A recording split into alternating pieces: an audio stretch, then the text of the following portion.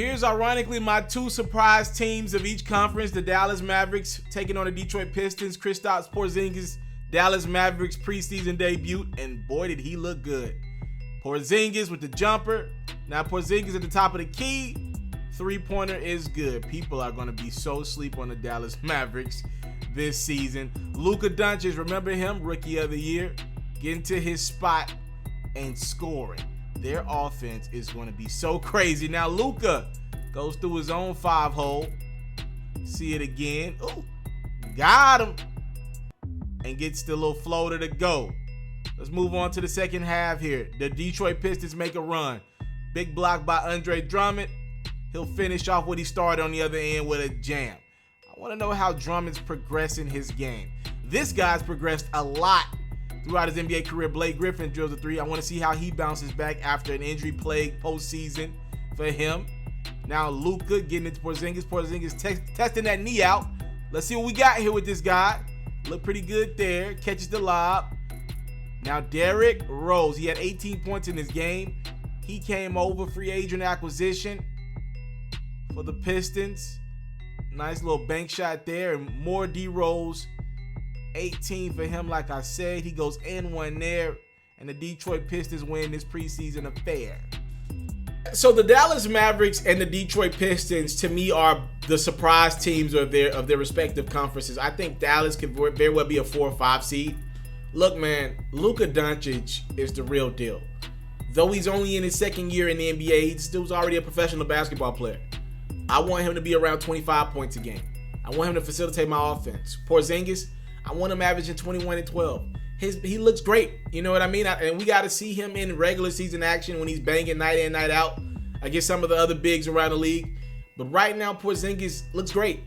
And the good thing about Porzingis, if you pair him up with another center, he doesn't mind staying out on that perimeter, camping out on that perimeter. He can get off, as you've seen in that highlight. He can score.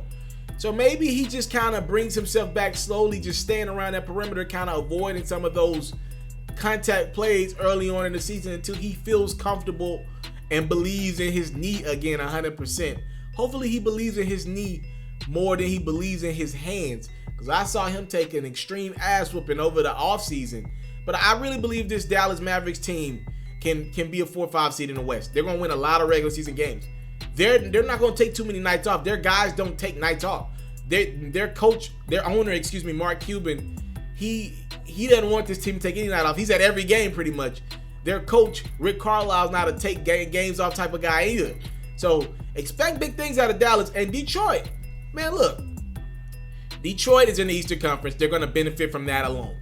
Obviously, when you look at the Eastern Conference, they lost their best player. Kawhi Leonard's gone right now. Toronto, I'm expecting them to drop off. I'm not saying that they won't be a playoff team. All I'm saying is 4, 5, 6, 7, and 8 is going to be wide open in the Eastern Conference. And I do believe a team like the Detroit Pistons, Blake Griffin was injured at the end of last year, but up until that point, he really led this team. I mean, I think Blake Griffin has progressed as much as any guy who came in around his era.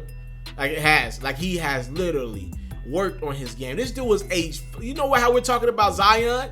Zion is Blake was a couple inches taller Zion when he got into the league. All he could do was find open spots and dunk. That's all he could do. Well, Blake Griffin is not just a decent three-point shooter now. He's a good three-point shooter. He can make any shot on the basketball court now.